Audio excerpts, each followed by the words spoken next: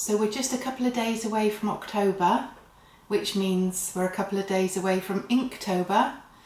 And I did Inktober for the very first time last year and I really enjoyed it. Well, mostly I enjoyed it, but overall it was a good experience. So I decided I'd do it again this year.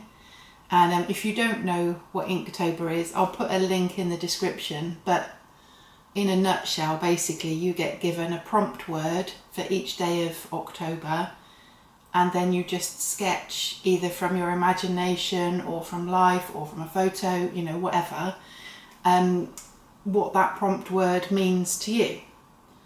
And it's really nice to be able to see the different interpretations and the different techniques and skill levels of people around the world taking part when they then share their sketches online.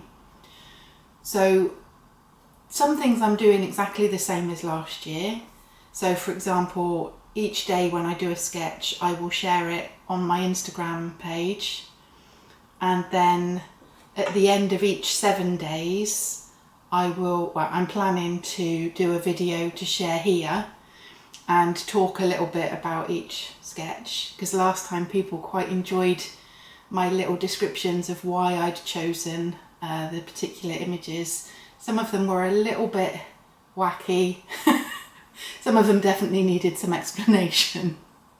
And then at the end of the month I'll do a video which will just be the last couple of days worth of sketches, and then a summary and a quick flip through. So that's kind of what I did last year, which seemed to work pretty well. And other things which I'm keeping the same as last year, I'm using the same sketchbook. So I don't know if you remember this one. It's one that I made myself, and the cover is done with a tea towel. So it's just kind of a cardboard cover which has been covered with part of a tea towel, and then the pages inside is actually made from Amazon packing paper, and it was quite nice using that last year. I mean, it's not the greatest of paper, but you know, it was quite fun. And in terms of drawing implements that I'm planning to use, last year at the beginning I talked about how I felt like I should use a brush pen, but I didn't want to because I don't like the brush pen. Well, that's not changed. I still don't like using a brush pen. Maybe one day I'll surprise you and I'll be like, look how amazing I am with the brush pen. But for now, I really don't like it. So I'm sticking with fine liners like I used last year. Although I think I had more different sizes last year. I've got a feeling I probably had about 6 different sizes. Whereas this year I'm limiting myself to 3. So I've got 0.1, 0.3 and 0.5. And these are the Unipin waterproof, fade proof. One of the things which I wish I'd done last year, which for some reason I didn't even think about till the end, was use a white pen. Because when I made this book with the brown paper, the reason was because I'd seen some sketches that people had done using a white pen on brown paper, and I thought it looked really nice. But for some reason, when I was doing Inktober, like, it didn't even cross my mind to add a white pen in. And then I got like right to the end and I was like, why didn't I use a white pen? And somebody did suggest to me, you know, obviously you can go back and add the white pen in, but for me, I kind of felt that was almost like cheating, because the challenge was use the tools that you've set yourself at the beginning of the month. Well, that's my interpretation of it anyway. It's kind of like, these are the pens that I'm choosing today, so these are the pens I'm going to be using all month. Obviously, unless one of them runs out, and then I will replace it with another one the same. But yeah, so I didn't want to go back and add the white pen after the fact. So that's the reason why I'm using the same book again.